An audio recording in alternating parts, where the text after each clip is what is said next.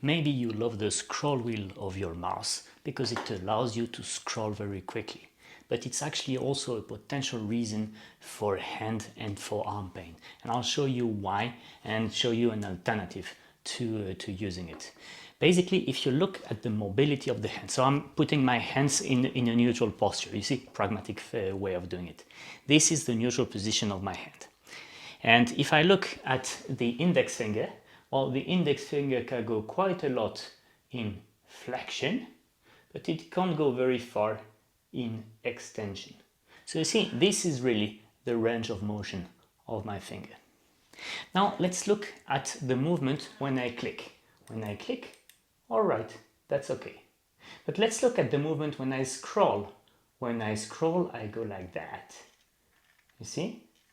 So this joint moves in flexion, but that joint goes in what's called hyperextension, which is going against the end of the joint capsule.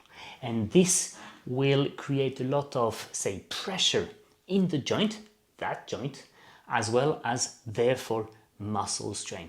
And that is the reason why I don't like the scroll wheel.